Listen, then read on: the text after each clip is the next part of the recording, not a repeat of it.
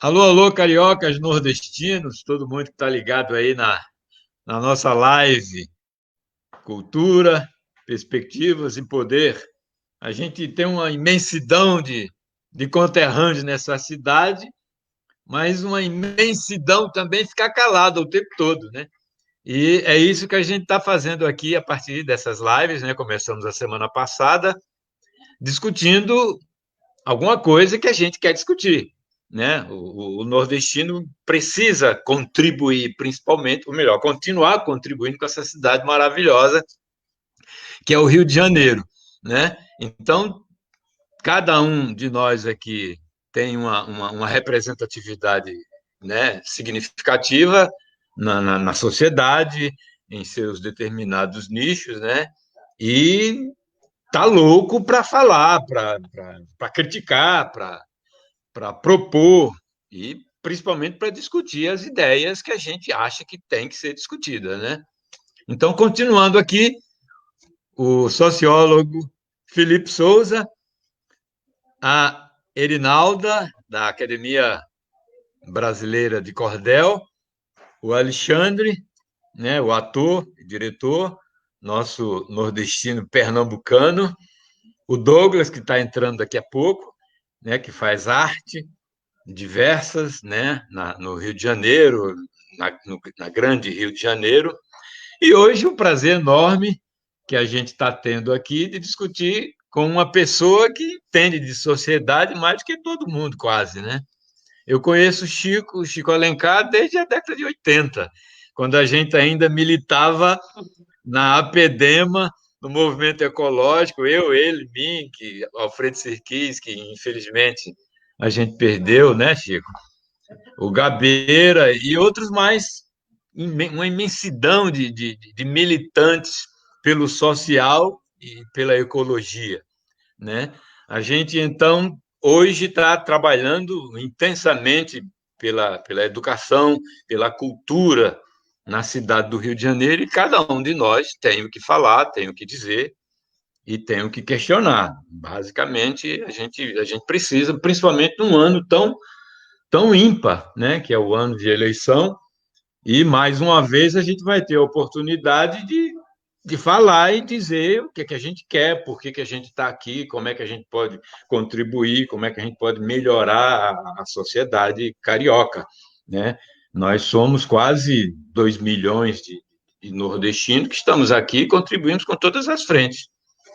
Então a gente vai abrir aqui para o nosso convidado principal, né? Que é o companheiro Chico Alencar. Chico, eu particularmente estou feliz, muito alegre por vê-lo, né, depois de algum tempo. Estou mais acostumado a ver você pelas ruas fazendo as suas intervenções políticas, culturais, sociais, etc. Seja bem-vindo, meu irmão. Obrigado, Gilberto. É um prazer, Felipe, Erinalda, Alexandre. Que bom, né, a gente fazer esse encontro nordestino. E eu sou filho de piauiense. Um dos primeiros Olha programas de só. televisão, um dos primeiros programas de televisão, quando a televisão chegou lá em casa, final dos anos 50, na Tijuca, meu pai comprou com muito esforço um pequeno aparelho da marca Hot Point. E a gente via, ele nos estimulava a ver um programa chamado Retalhos do Nordeste, com Luiz Vieira. Aparecia o Jackson do Pandeiro, a Almira, e eu também, meu conhecimento da música veio, sobretudo, através do Grande Lua, do Luiz Gonzaga. Essa cultura fortíssima, talvez a mais de raiz do Brasil, ela tem uma força nordestina danada. Outro dia, nessa pandemia, né, que é a grande tragédia, a grande novidade desse ano, muito mais do que eleições, viu, Gilberto? A gente nunca viveu um ano como esse. Desde que nos conhecemos, desde que nascemos, desde que sua barba ainda não existia, muito menos era branca, e os meus cabelos também não eram brancos, a gente nunca viveu uma situação como essa. Então, isso nos chama a repensar a vida e a buscar os nossos valores mais autênticos. Eu estava mexendo aqui nos livros, acho que muita gente aproveitou para tentar arrumar, sempre sem concluir, né? E achei, olha que emoção, um livro chamado Infância, do Graciliano Ramos, dedicado ao meu pai. Tem um outro também chamado A Bagaceira, o Graciliano era de Alagoas, né? Tem A Bagaceira, do José Américo de Oliveira, que dedicado também ao meu pai. Ele tinha uns amigos lá pelo Nordeste, e você me Maravilha. permite, para encerrar essa apresentação, como o Nordeste tem um veio, né? Irinalva sabe bem disso, Irinalda, do cordel, dessa cultura popular. Num livro que eu publiquei há muito tempo, chamado Amor à Lei Maior, eu um dia estava com muita saudade do meu pai e fiz um pequeno poema. Você me permite recitar aqui? Meu pai se foi quando eu tinha 13 anos, Claro. mas... Pois é. Então vamos lá. Meu pai se foi quando eu tinha 13 anos, mas continua aqui em quietude sem fim, no que sou agora e no que faço com o que fazem de mim. Meu pai, raiz, continua no gosto bom e ruim, pela farinha, pela política, pela canção, pela preocupação, pelo carinho, que às vezes vem refazendo-me em sims. Essa raiz, meu pai, afunda no sentimento nordestino, nossa árida destinação sertaneja, de ser tão só e não tão só ser, amizades, amores, vidas secas que precisam florescer. Meu pai, velho Chico, partiu há 42 anos, mas suas águas irrigam todas as terras da minha existência, todos os risos dos meus filhos, toda a esperança no que há de brotar. Meu pai, sem idade, é tudo isso, somente. Saudade, semente. Que maravilha! Lindo, lindo, Chico. Chico, a gente está entrando num debate, eu já teci alguns comentários no começo, mas a gente está falando muito sério, está muito preocupado com essa questão das eleições de 2020. Tudo bem que a gente está passando uma experiência inédita, né? Eu nunca vi isso ao longo dos meus mais de 60 anos, uma situação, nunca vivi uma pandemia, né? Muito menos essa de hoje que realmente nos preocupa muito, né? Eu estou em casa já, sei lá, 4 meses, né? Saindo só o necessário, né? Mas a gente que faz arte, a gente sofreu pra caramba, a gente tá, não sei nem como a gente está sobrevivendo, a gente até sabe que não cabe aqui a gente fazer as colocações, mas está muito complicado mesmo. Mas a vida não para, a gente precisa discutir a nossa vida, e a nossa vida está sendo vivida num regime democrático. E o regime democrático exige, né, que a gente escolha nossos representantes. E a cidade do Rio de Janeiro vai como as 5.500 cidades no Brasil, vão ter que fazer isso, né? A gente vive esse regime e a gente precisa escolher os representantes.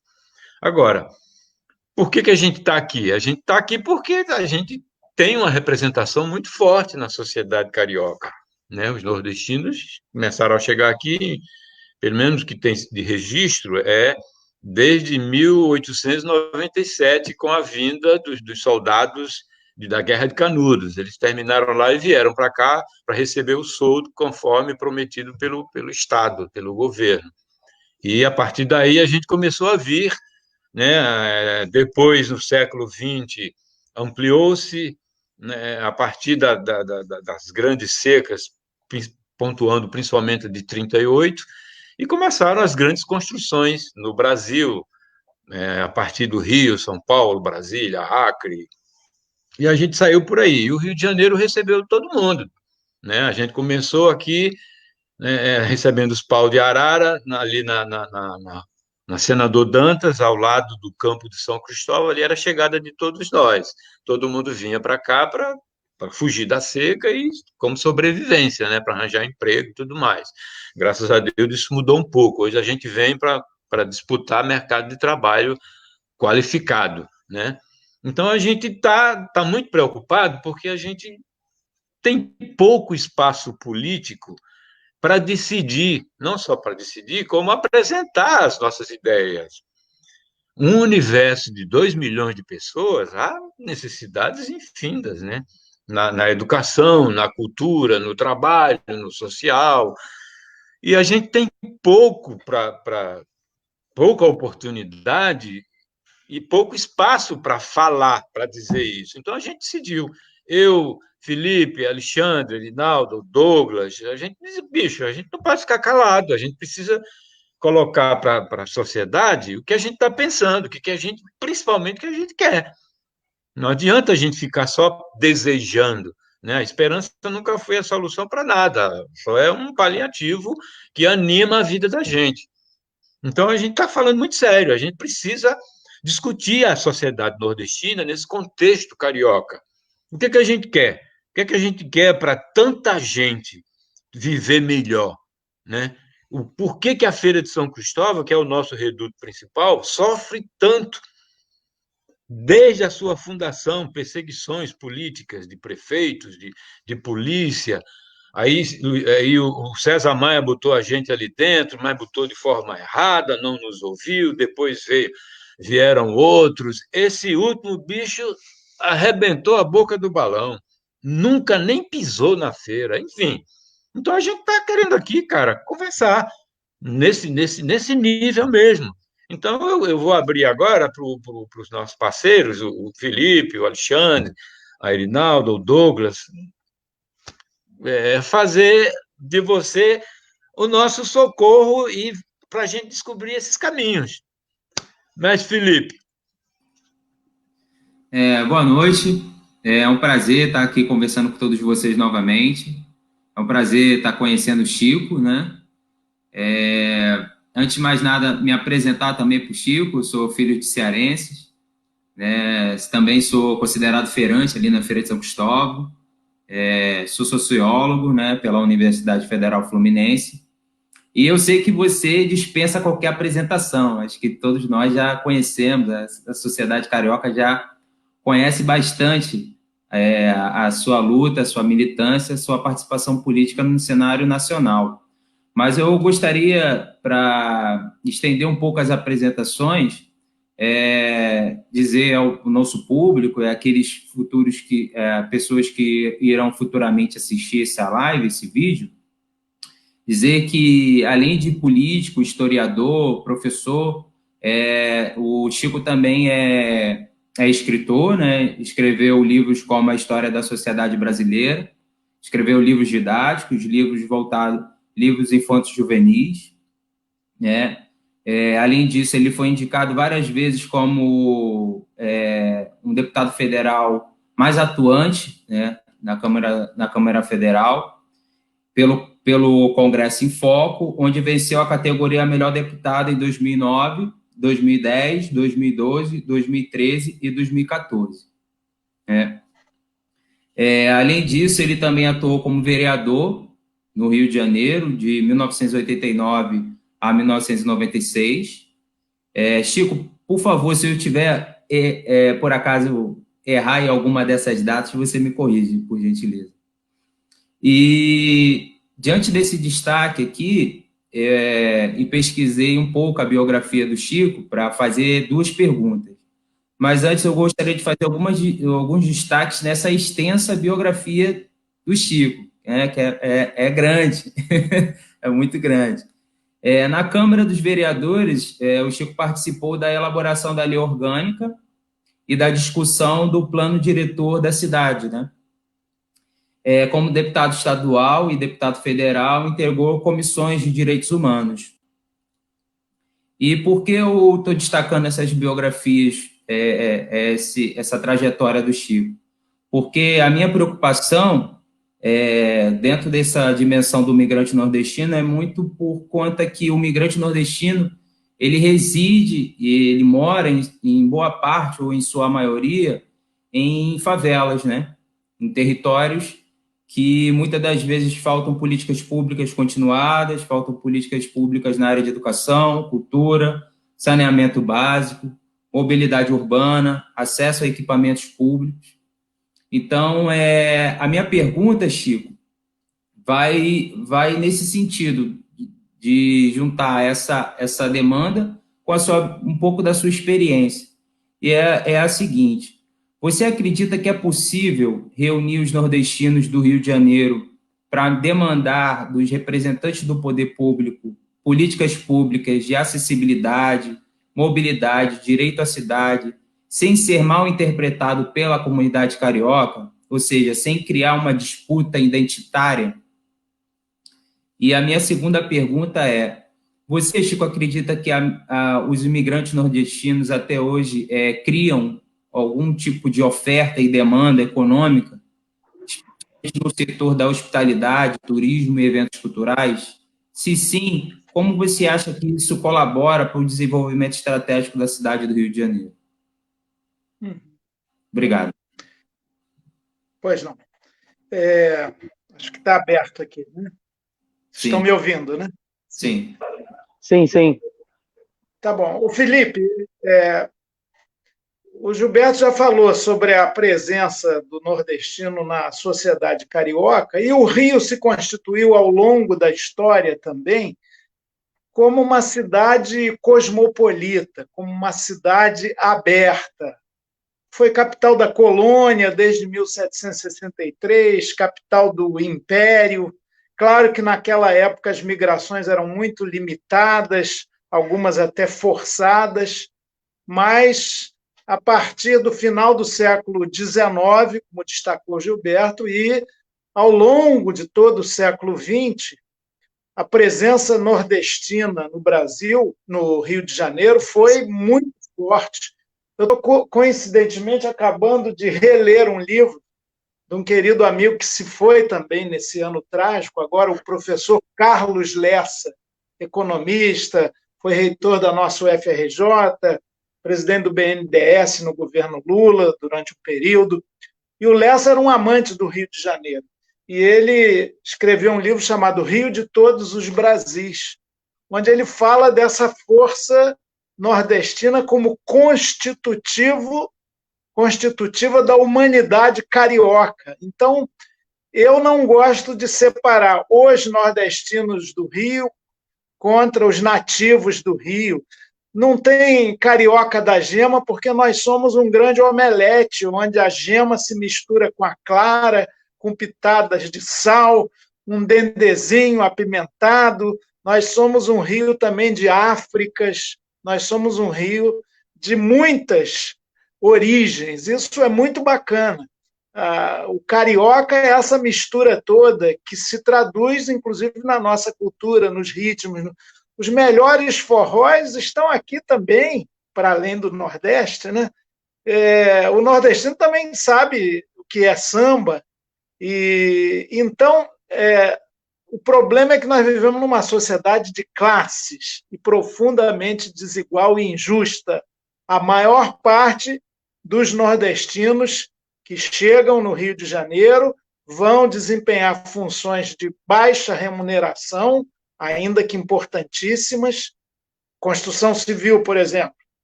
Quem ergueu o Rio de Janeiro foi, em boa parte, a mão de obra do trabalhador, da trabalhadora, até em menor escala, nesse caso, nordestino.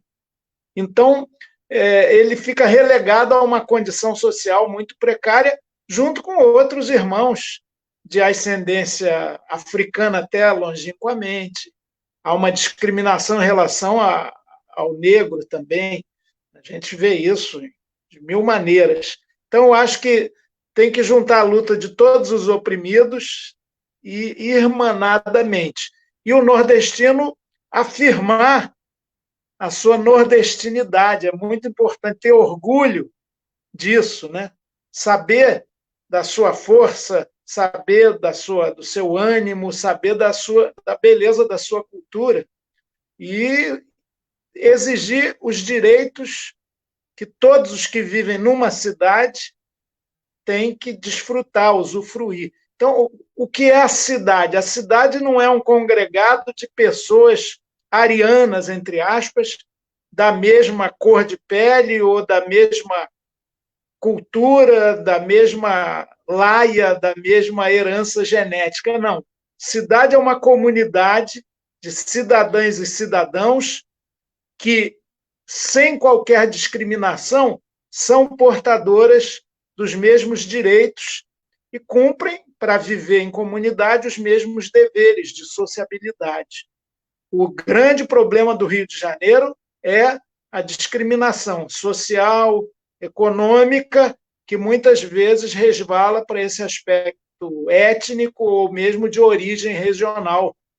Já houve, durante muito tempo, a ideia depreciativa do nordestino, do pau de arara, como algo que era um estigma de discriminação, de inferioridade. Isso eu acho que, graças à luta do povo nordestino, a própria história da Feira Nordestina, que eu conheci aberta no Campo de São Cristóvão, depois é que ela foi abrigada lá naquele antigo pavilhão de exposições, que já teve até jogo de basquete lá, torneios internacionais, mas ela foi encolhida ali para dentro, mas é fruto de uma luta no sentido saudável da identidade nordestina. Então, eu acredito que essa reafirmação, como um programa que a gente faz agora, ela é muito importante, eu acho ela saudável, não como sentido de se fechar uma comunidade. Agora, tem também uns poucos nordestinos que talvez não sejam tão solidários com essa luta geral dos nordestinos pobres, porque são muito ricos. Tem alguns que são poderosos, né, do patronato aí. Eu não conheço pessoalmente nenhum desses, mas eu vejo, por exemplo, a gente esquece o Caetano Veloso e o Gilberto Gil, que são muito solidários e que não negam as suas raízes, muito pelo contrário, eles não são pobres propriamente. E estão aqui, escolheram o Rio de Janeiro para morar. Então, a aliança de todos esses nordestinos para afirmar a beleza de ser nordestino e os direitos daqueles mais espoliados, explorados, é muito importante, é muito fundamental. Sem o Nordeste, o Rio não existiria. Aliás, em São Paulo tem um peso danado. Quando Erundina foi eleita prefeita, acho que em 1988, né? Foi uma beleza, porque ela teve o voto da comunidade nordestina muito massivamente, ajudou essa querida companheira, que continua muito fiel às suas raízes, a chegar lá. Então, essa é uma batalha super importante que tem a ver com aquilo que a gente sonha, um Rio de direitos, a cidade como coletivo de cidadãos e cidadãs respeitados em tudo que lhes é devido. Eu acho que a gente caminha por aí. Você disse que você fez duas perguntas, eu não sei se eu acabei misturando as duas aí. Tem alguma outra coisa que eu não mencionei?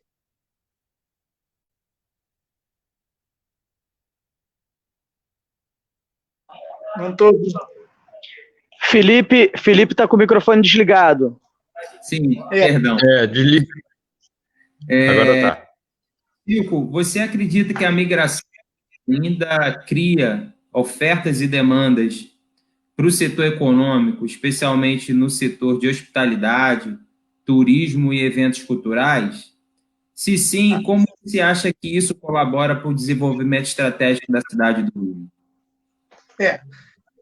Ô, Felipe, olha, o Brasil tem um desenvolvimento desigual, foi o país que mais se industrializou durante o século passado, né? Dos anos 30 aos anos 80, a gente teve um crescimento urbano, industrial muito grande, talvez um dos 5 países do mundo que viveu mais fortemente esse fenômeno.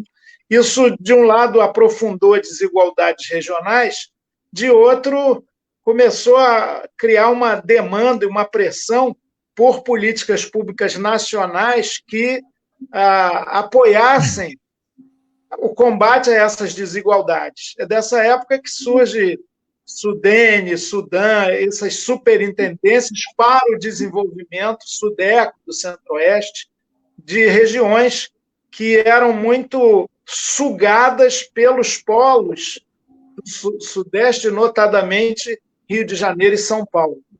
A capital, Brasília, nos anos 60, passa a ser também um polo de atração. Tem uma população nordestina expressiva também, lá na Nova Cap, né, como se chamava antigamente, no Distrito Federal.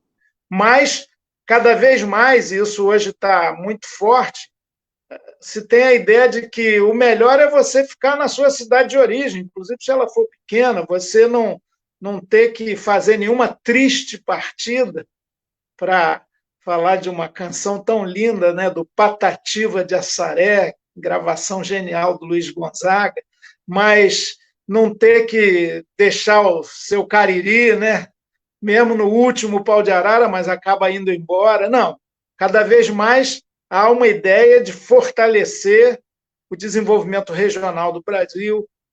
Hoje, as grandes regiões metropolitanas de Salvador, Aracaju, Maceió, Recife, João Pessoa, Natal, Fortaleza, Teresina, tudo isso tem muito peso. São Luís do Maranhão, ali são polos de emprego, renda, com injustiças, desigualdades, é uma marca estrutural da sociedade brasileira. Mas, é claro, o nordestino no Rio de Janeiro,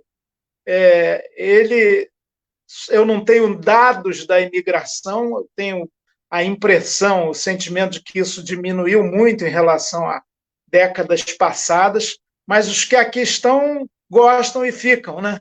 São muito presentes, como Gilberto, você mesmo já destacaram, na construção civil. Não sei se é só em Copacabana, eu percebia isso lá através do saudoso amigo Alfredinho, dono do botequinho Bip Bip. Alfredinho também já partiu fora do combinado, nos deixou, mas ele tinha muitos amigos porteiros de prédio, e ele dizia, olha, quase 100% é do Nordeste, e que estão integrados lá, seu Sebastião, seu Francisco, seu Raimundo, são muito integrados ali.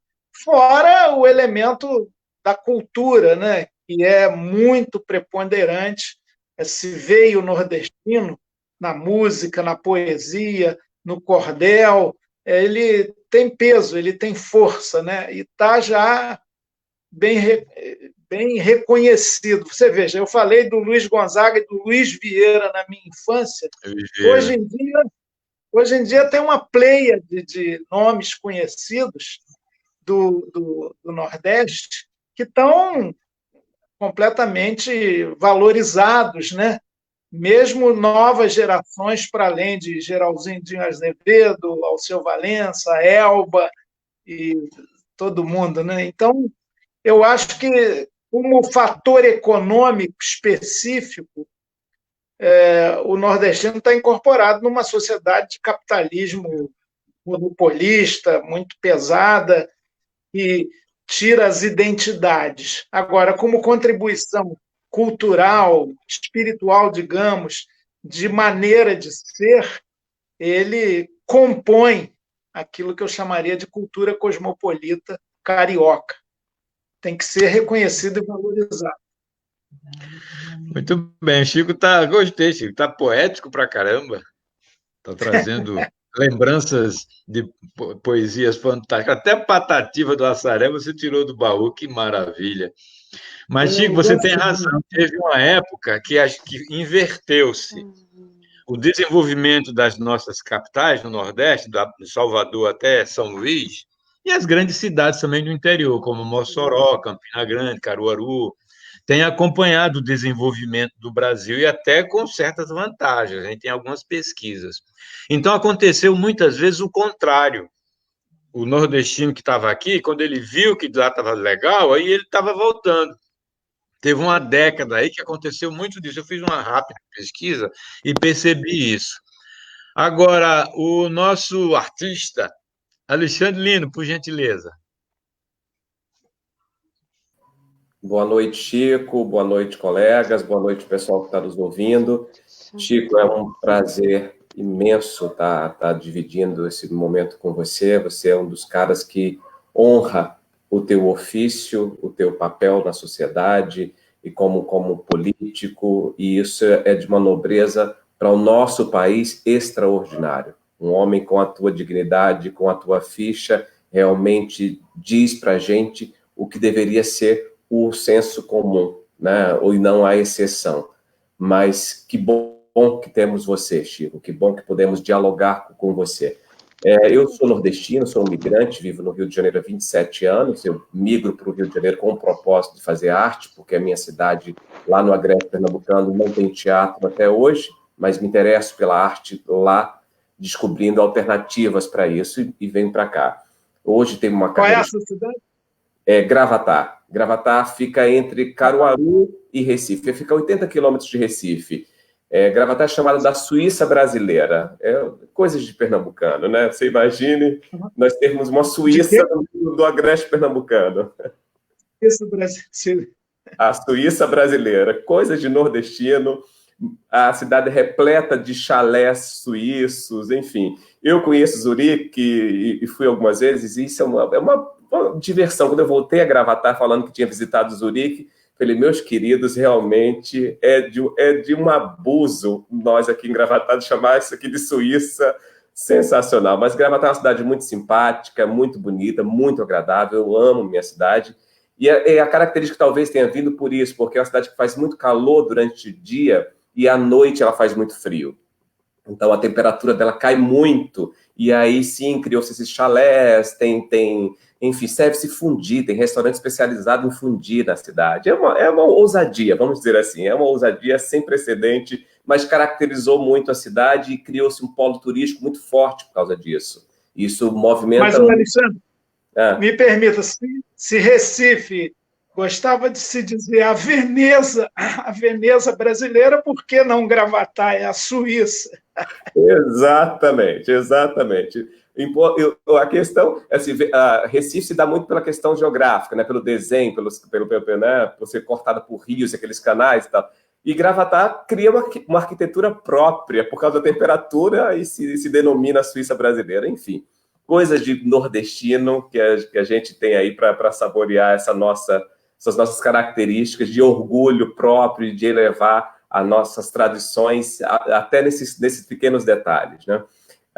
Então, eu vivo aqui há 27 anos, tenho uma carreira hoje estabelecida no teatro, faço televisão e cinema também, mas nos últimos anos, na última década, eu, com a minha preocupação sempre de estar reiterando as minhas origens, enfim, eu criei uma pesquisa para falar sobre a migração nordestina e levar para os palcos, levar para o teatro, né? Então, eu fiz uma trilogia de espetáculos, o primeiro deles, Domésticas, que o Fernando Meirelles transformou em filme, mas, na verdade, Domésticas é uma pesquisa que transforma a oralidade em documento, e criou-se uma peça de teatro com depoimentos reais de empregadas domésticas. Depois, e isso foi transportado para o palco quase como uma transcrição do que foi dito, né, sem grandes modificações, só uma maneira minimamente estruturada como dramaturgia cênica. Depois eu fiz Nordestinos, onde eu reúno um grupo de atores nordestinos, e o Tuca Andrada, diretor e ator também nordestino, conduziu todo esse trabalho conosco, que virou livro também, que aí já eram relatos de imigrantes, incluindo os nossos próprios relatos. Então, nossa história em primeiro plano. E eu fecho essa trilogia com O Porteiro, que é um solo que eu viajo o Brasil inteiro agora, e que eu escuto porteiros no Rio de Janeiro, pego os seus relatos e transformo também em documento e em dramaturgia para a cena. Então, essa trilogia acabou me aproximando de pessoas como Gilberto Teixeira, enfim, e muitos migrantes, porque era exatamente um lugar de projetar essas histórias, essas falas, né? O porquê a troca, como é a sua realidade, como é a dificuldade dentro desse processo migratório e de adaptação. Enfim, tem tudo ali dentro, né? Só que dentro do teatro a gente tem um núcleo ainda pequeno de abrangência. A gente atinge um público, mas é diferente do audiovisual, né, do cinema, da televisão.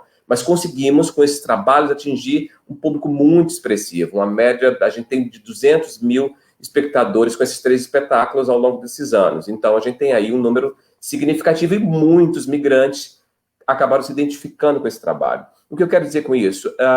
Houve a minha preocupação em falar mais com os meus conterrâneos, né, com os meus migrantes. Porque o que mais me atingiu quando eu chego no Rio de Janeiro é que eu não tive um lugar de referência. Claro, nós temos a feira, que é muito significativa nesse sentido, né? Acaba sendo um ponto de identificação para a gente, sobretudo identificação, mas a gente não encontra um lugar de referência que nos dê algum tipo de perspectiva ou de panorama de onde eu poderia criar um canal de interlocução ou me adequar melhor, ou buscar um direcionamento. Por exemplo, eu, ator, artista, um migrante que vem para o Rio só com dinheiro da passagem, né? Ou seja, com nada.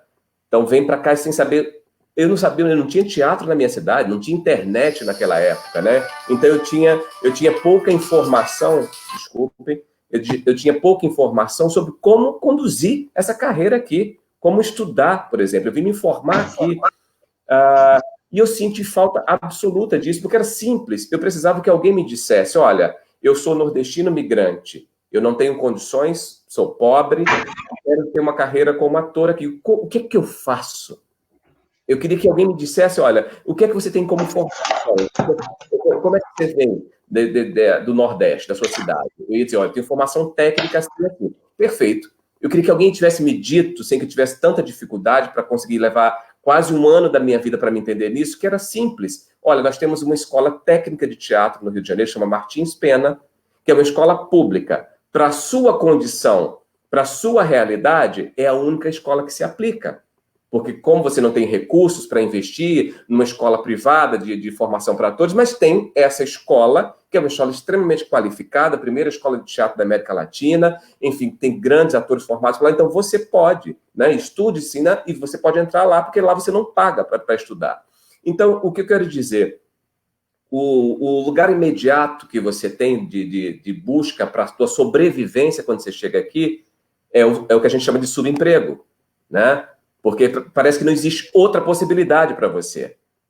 E exatamente porque você não tem nada que te oriente nesse aspecto, né? Você chega aqui sem saber onde você está, exatamente. Eu, por exemplo, menino do interior, quando chego no Rio de Janeiro, imagina se eu sabia o que era essa dimensão, né? O que eu via na televisão não se comparava em absoluto ao que eu encontrava aqui, inclusive enquanto relação. Então, o que eu discuto muito com o Gilberto, com o Felipe, com o Douglas, com a Nalva, o que a gente bate muito é que o poder público nos sonega o tempo inteiro a possibilidade desse lugar, desse referencial, sabe? O que eu chamaria simbolicamente aqui de embaixada, sabe, nordestina, como nós temos uma embaixada, né, uma referência em qualquer lugar do mundo, do nosso país.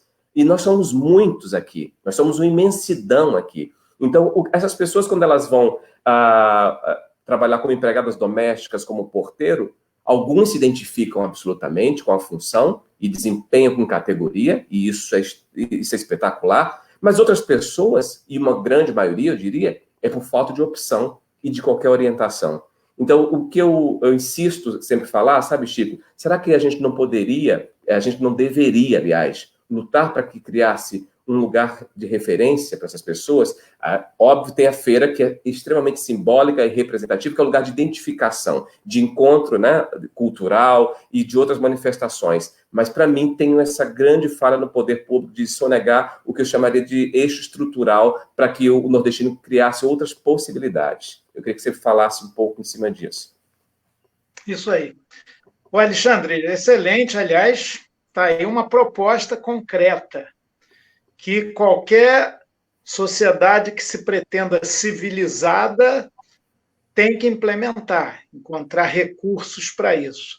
Diríamos, a criação de um centro de acolhida dos migrantes nordestinos, da população nordestina. Assim como turista que vem para cá, tem até polícia especializada para turista, né? São muito bem tratados, porque tem um retorno econômico mais imediato, visível, o nordestino vem para aqui para erguer a cidade, para varrer a cidade, para limpar a cidade, para administrar o trânsito e a manutenção de prédios, de moradias multifamiliares, para falar do nordestino pobre, trabalhador ali, da base. E isso não é riqueza, isso não gera progresso e desenvolvimento, isso não é fundamental. Então, a sua história de vida, que é belíssima, mas é muito de ralar e de conseguir encontrar um lugar ao sol por esforço próprio ou de poucas pessoas ajudando. O correto é ter esse centro de acolhida que te encaminha. Não vai ser um grande albergue para fazer assistencialismo de maneira paternalista. Vai lá para o Rio que você vai dormir num galpão e vai poder ir ao aterro do Flamengo, à praia, domingo, e fica lá no Bem Bom. Não, nada disso.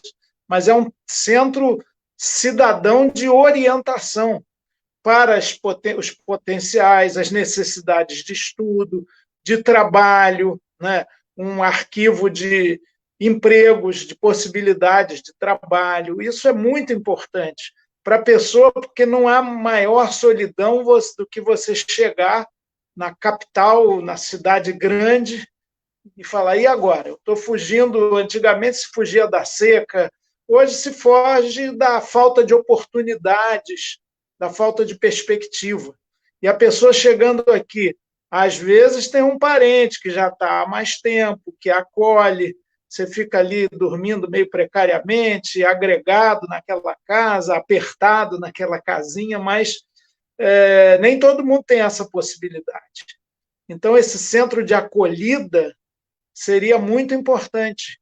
É uma coisa para a gente até pesquisar se já houve alguma experiência nesse sentido, creio que não, mas é verdade que os governantes, ou mesmo os legisladores, vereadores, só pensam na população nordestina na hora do voto, né? Aí vai, tem até que disciplinar a ida ao pavilhão lá de São Cristóvão, a feira de tradições nordestinas, porque tem aquela enxurrada de políticos pedindo voto.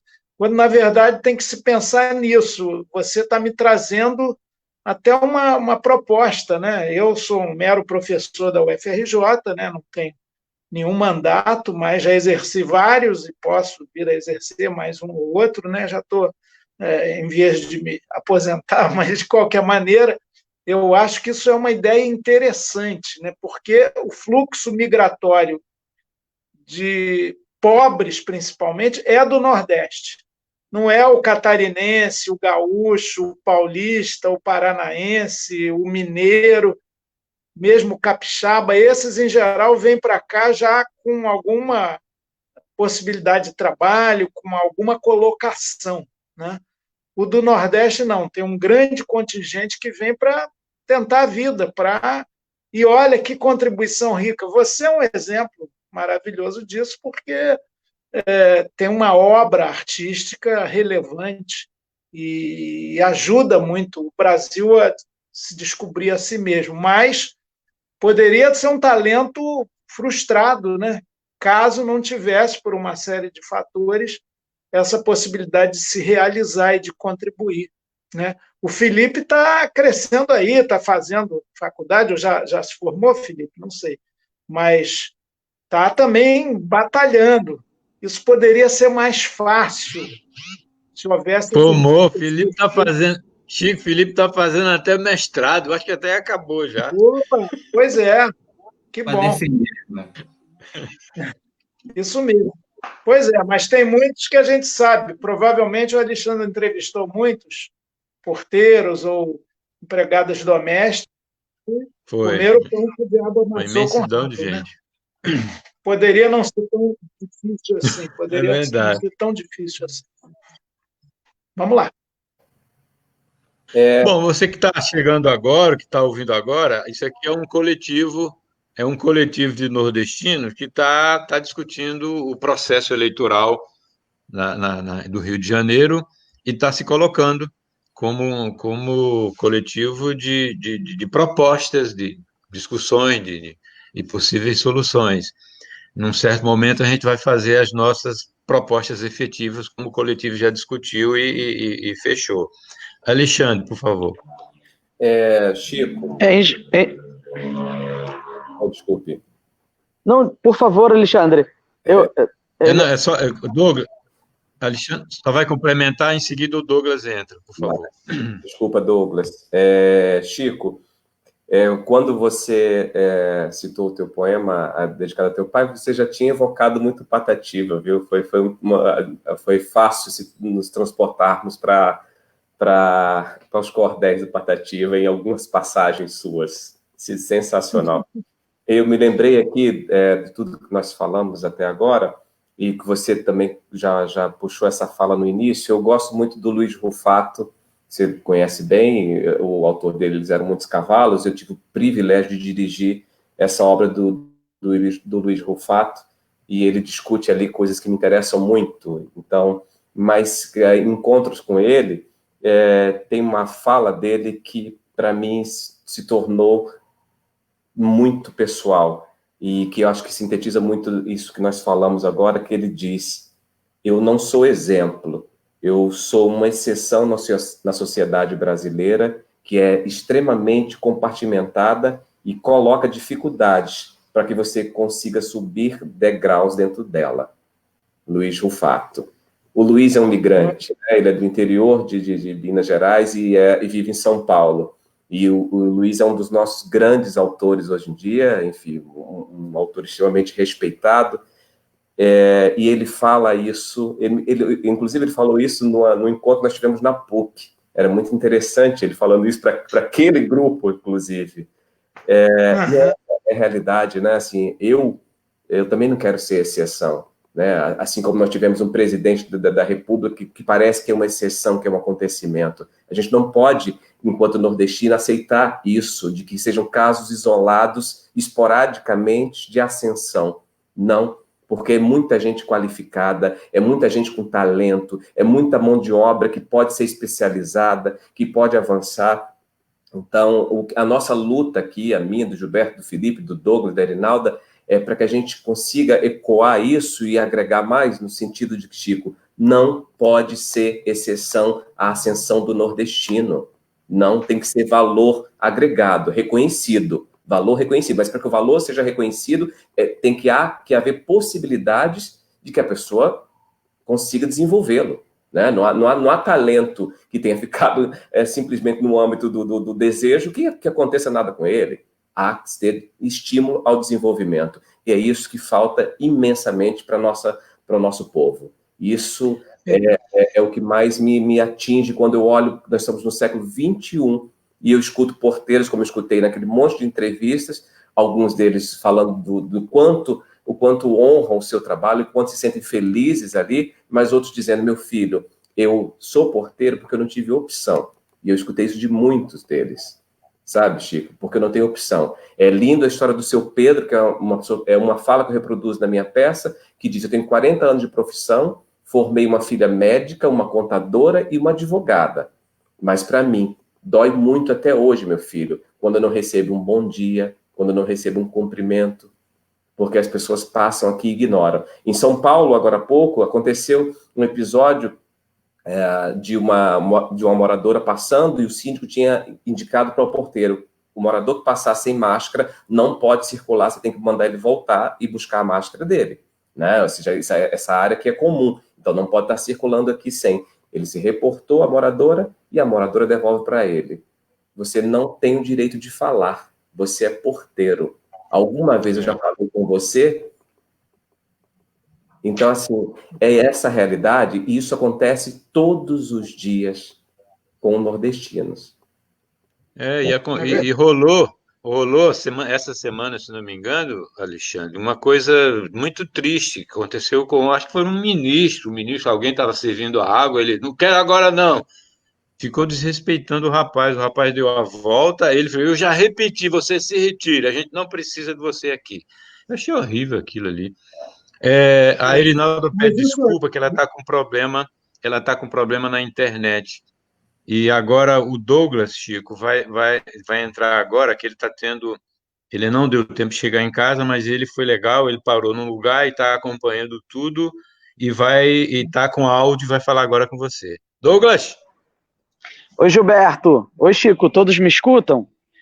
Sim. Esse probleminha técnico da minha câmera, que não consegui me acertar mesmo, mas o mais importante é que eu estou acompanhando desde o começo e está sendo um prazer aqui ouvir o Gilberto, depois o Felipe, que trouxe quase que a biografia do Chico, né, para nos ajudar a recordar, o Alexandre, que trouxe bons exemplos e uma leitura que meio que mostrou para a gente, né, Alexandre, que nós parodiamos Luiz Rufino, porque estávamos falando na outra conversa das exceções, e que essas exceções precisam ser multiplicadas para que elas deixem de ser exceção.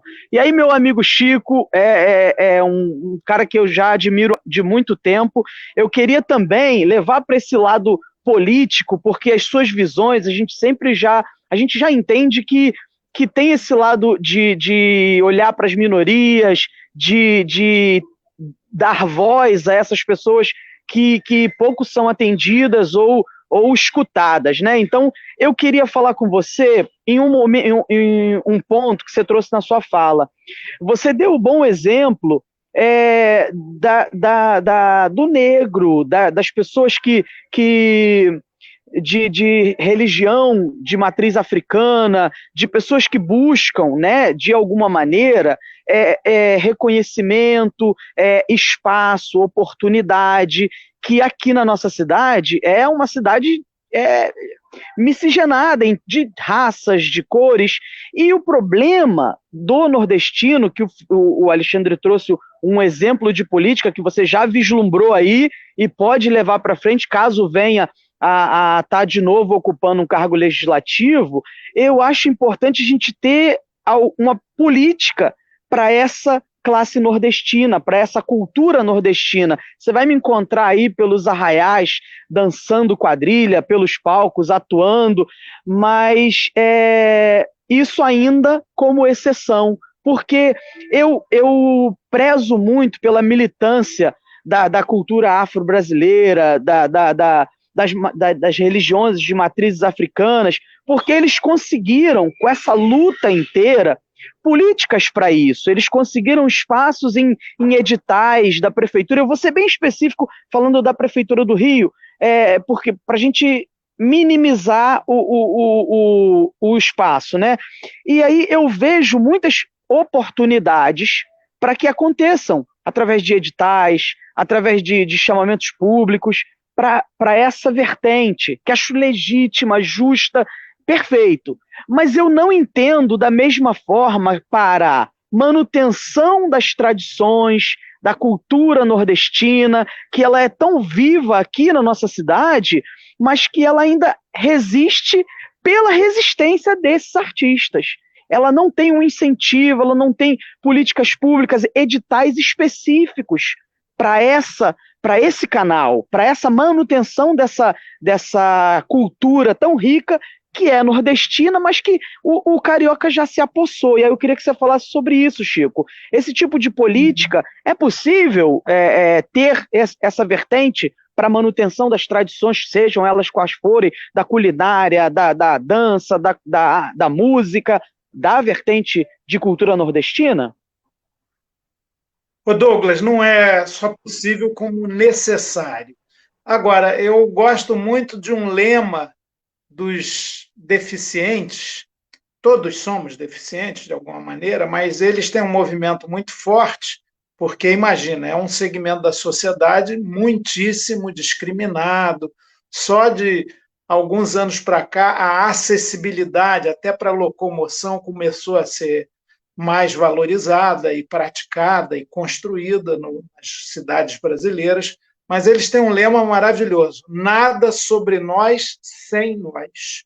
Portanto, tudo que diz respeito à nossa nordestinidade, vamos chamar assim, tem que vir do que esse encontro nosso aqui já é um fragmento, ou seja, de congregar os diferentes segmentos de nordestinos, criar espaços de diálogo, rodas de conversa, busca de interesses comuns, desenvolver uma pauta de pleitos desde os centros de acolhida até a divulgação compartilhada das culturas, vamos chamar assim no plural, nordestinas, e encaminhar às autoridades.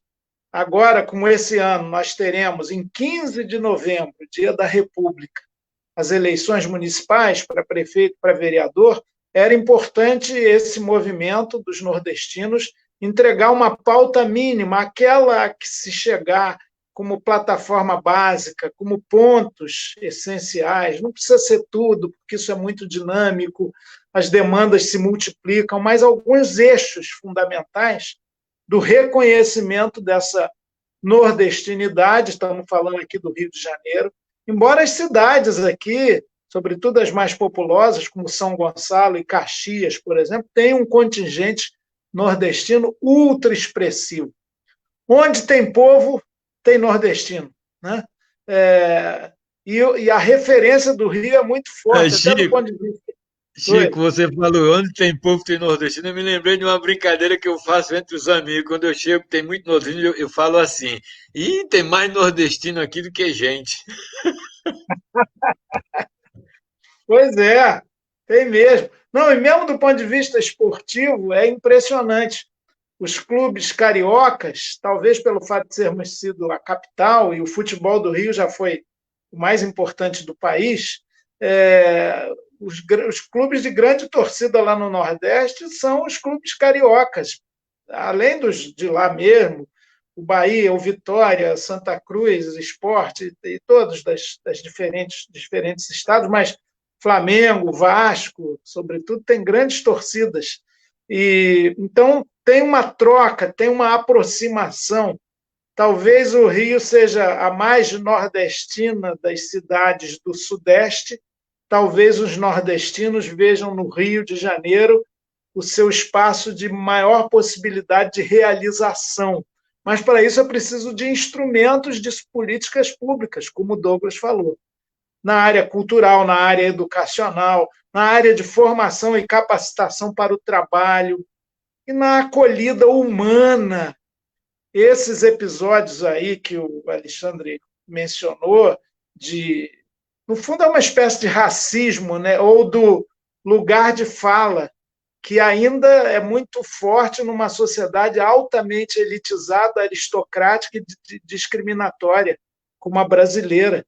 Semana passada teve aquele episódio grotesco de uma mulher que foi chamada por um fiscal da prefeitura para usar máscara, guardar o distanciamento, alguma coisa assim, lá na Barra da Tijuca. E ele falou, cidadão ou cidadã, e ela, se referindo ao marido, se sentiu ofendida de ter sido chamada de cidadã, e falou, cidadão não, ele é engenheiro, muito mais bem formado que você. Olha que coisa. Então, isso está muito arraigado, né? Essa cultura discriminatória, nojenta, racista. Pernambuco, a moça lá, primeira-dama do município, que não fica em Recife, onde ela estava, eles têm casa em Tamandaré, onde o marido é prefeito, e moram lá num prédio chique de Recife.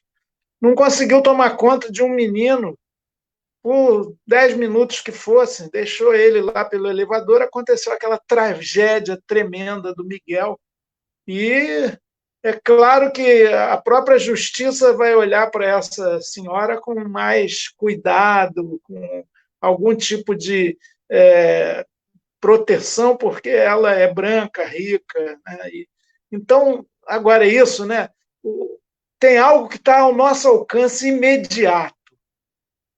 Imediato. Não precisa de políticas públicas, de articulação, de financiamento, de disputa, né, entre vários projetos, não, que é a relação humana. Alguém que não cumprimenta o porteiro e não o reconhece como gente, está revelando a sua própria desumanidade, a sua própria barbárie. E tem muita gente que faz isso. Ou vou mais, tem gente até de esquerda que se diz igualitarista e que discrimina no cotidiano. Acha mesmo na prática, está introjetada a ideia de que há pessoas diferenciadas, umas são mais valiosas do que outras. Isso é uma vergonha, tem a ver com a nossa cultura escravocrata até, de senhores e escravos. de poderosos e oprimidos, em geral de brancos, ricos e de uma massa não branca empobrecida, que não ascendeu à condição humana mínima de ser respeitada. Esse porteiro a que o Alexandre fez referência, você vê, ele conseguiu, batalhando muito, possibilitar os filhos se formarem, mas ele até hoje, né, depois de uma vida batalhada, ainda sofre a discriminação da pessoa de não reconhecê-lo como gente, como autoridade mínima em algo que é de interesse coletivo. Usar uma máscara, por exemplo. É terrível, é terrível. Essa cultura aristocrática é uma baixaria que ainda há nesse país. E isso não... isso está dentro da gente. Eu gosto muito de uma frase do Mahatma Gandhi, que dizia o seguinte: seja você a mudança que quer ver no mundo. Se a gente não pratica o que a gente predica, a gente não tem predicado nenhum. É verdade, gente. Você que está nos ouvindo, a gente está um coletivo de nordestinos, está discutindo as questões relacionadas à sociedade, porque a gente vive numa cidade enorme, né? Rio de Janeiro tem 6 milhões e meio de pessoas, mas a gente tem uma representação forte, que somos aproximadamente 2 milhões de pessoas.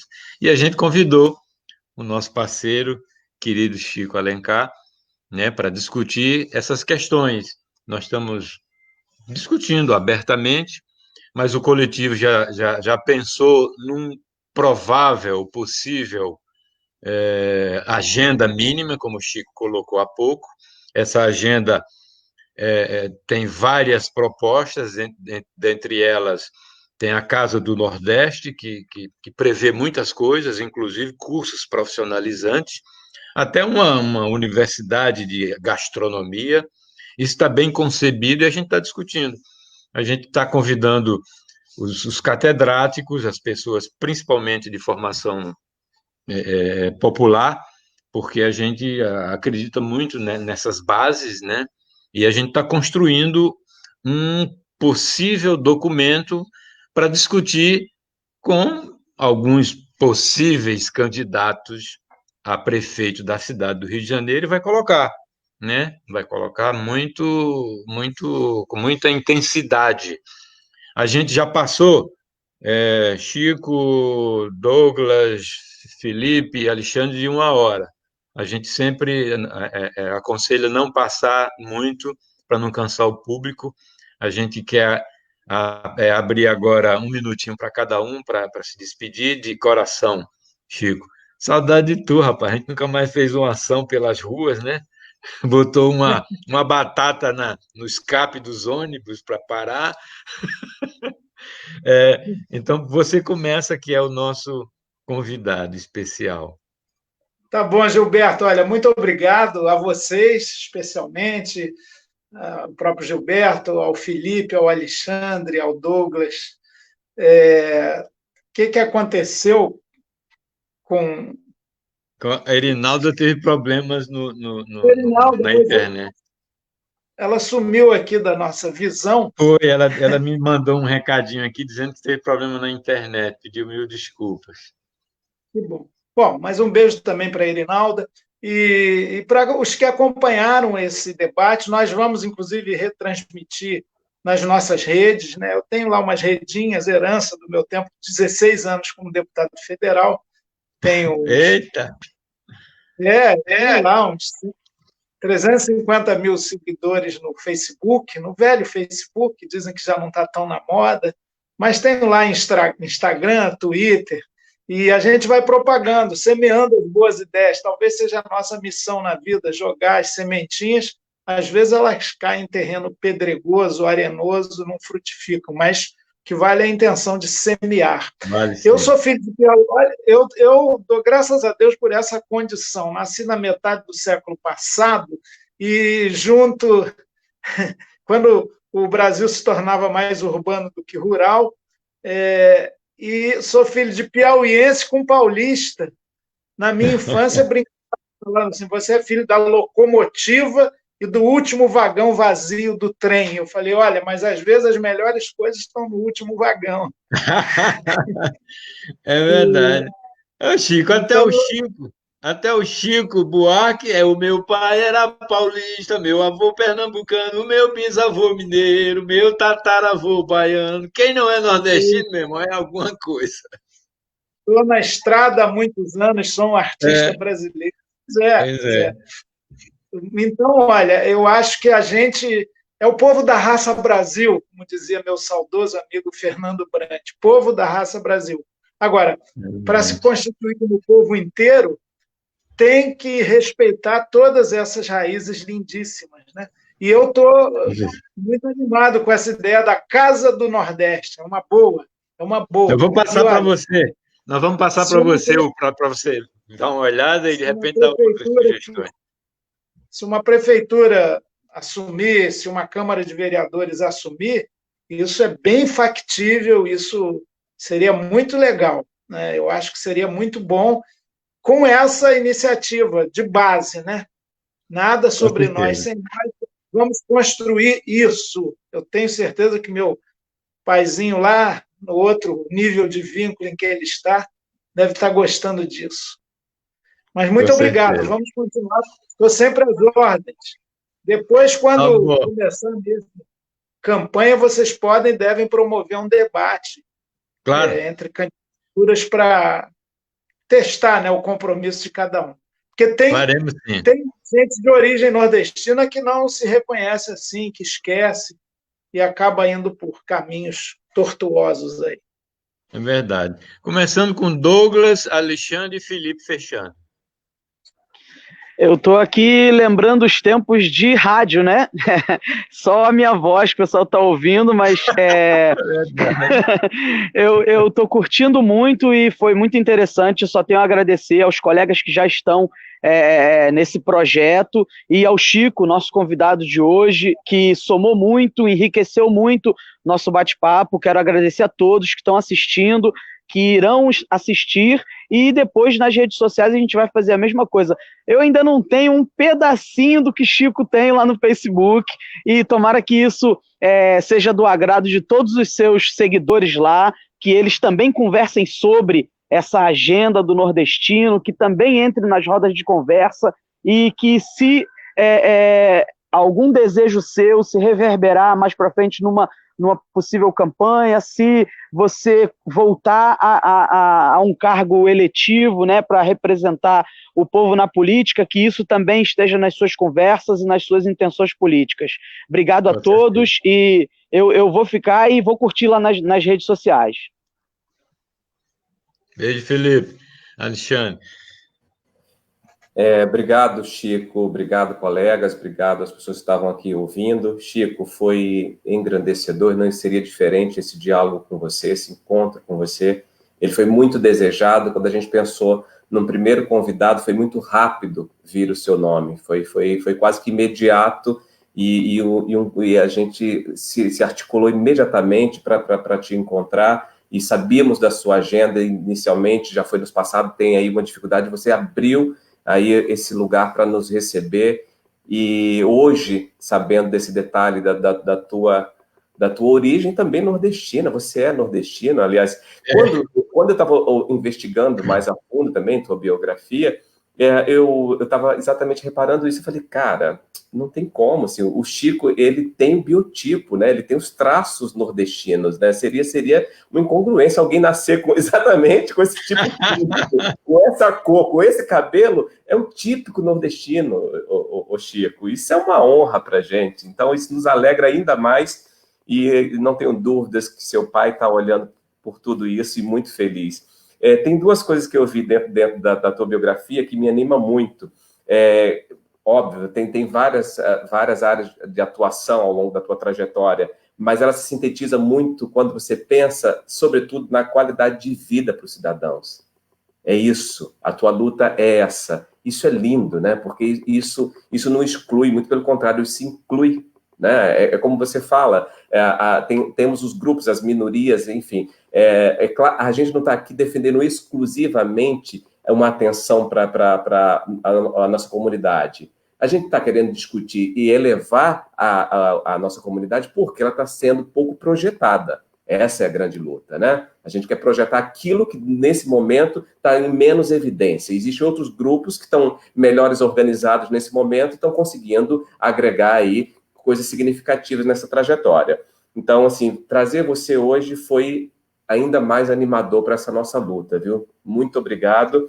E quero dizer uma coisa que, para nós, é de reconhecimento típico nordestino. Quando eu falei da tua ficha, no que tanto falou de ficha limpa, muito própria nossa nordestina, que a gente fala que a gente pode não ter nada, mas a gente honra o nosso nome. A gente, né, a gente zela.